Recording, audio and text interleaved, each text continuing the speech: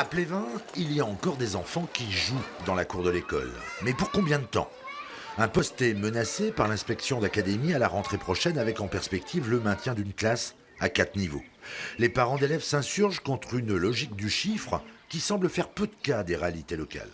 Avec les perspectives d'emploi qui se créent dans le centre-Bretagne, on espère que des nouveaux habitants vont venir s'installer dans nos communes. Et fermer une classe maintenant, ça serait vraiment... c'est un peu trop tôt, puisque avec le flux de population, on espère avoir des élèves nouveaux à la rentrée en fait. L'école de Plévin, c'est d'abord le destin d'un regroupement pédagogique initié avec la commune voisine de Pôle dès 1983. Le premier de ce type dans les Côtes-d'Armor, une fierté pour laquelle les deux localités n'ont pas cessé d'investir 1 million d'euros ces 10 dernières années, 10% des budgets des deux communes.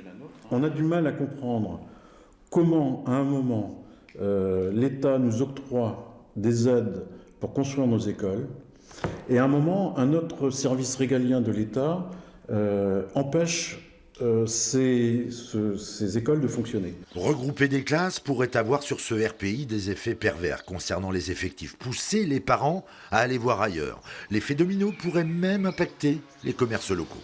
À l'heure actuelle, moi j'ai une employée à mi-temps donc qui est sur le point de partir à la retraite l'année prochaine.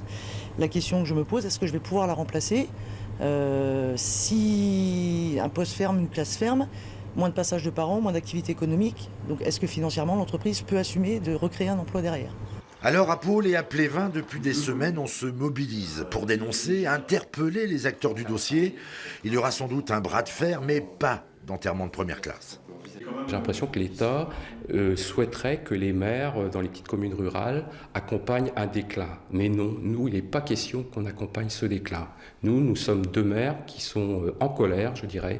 On a envie de se battre justement pour maintenir justement nos écoles dans nos territoires.